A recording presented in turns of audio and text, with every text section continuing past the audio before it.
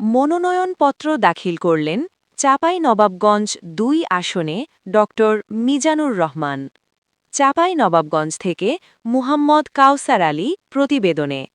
আসন্ন ত্রয়োদশ জাতীয় সংসদ নির্বাচনে ৪৪ চাঁপাইনবাবগঞ্জ ২ আসনে প্রার্থী হিসেবে মনোনয়নপত্র দাখিল করেন বাংলাদেশ জামাত ইসলামের মনোনীত প্রার্থী ড. মিজানুর রহমান। সোমবার ২৯ ডিসেম্বর দুপুর ১টায় উপজেলা নির্বাহী কর্মকর্তা ও নির্বাচনী রিটার্নিং কর্মকর্তার হাতে মনোনয়নপত্র জমা দেন তিনি। এই সময় অন্যান্যদের মধ্যে উপস্থিত ছিলেন নির্বাচনী আসন পরিচালক ইয়াহিয়া খালেদ, জেলা কর্মপরিষদ সদস্য তরিকুল ইসলাম বকুল, গোমস্তাপুর উপজেলা জামায়াতের আমির ইমামুল হোদা, অ্যাডভোকেট মারিফুল ইসলাম। আরও উপস্থিত ছিলেন গোমস্তাপুর উপজেলার নির্বাচন কর্মকর্তা রবিউল ইসলাম, গোমস্তাপুর থানার ভারপ্রাপ্ত কর্মকর্তা আব্দুল বারিক, উপজেলা এলজিডি কর্মকর্তা আসাহাবুর রহমান।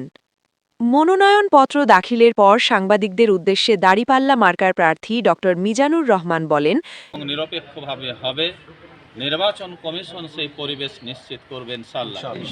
আমি সাংবাদিক বন্ধুগণ আপনাদের সহযোগিতা চাইব, এই এলাকার শান্তিপূর্ণ পরিবেশে যেন ভোট অনুষ্ঠিত হয়।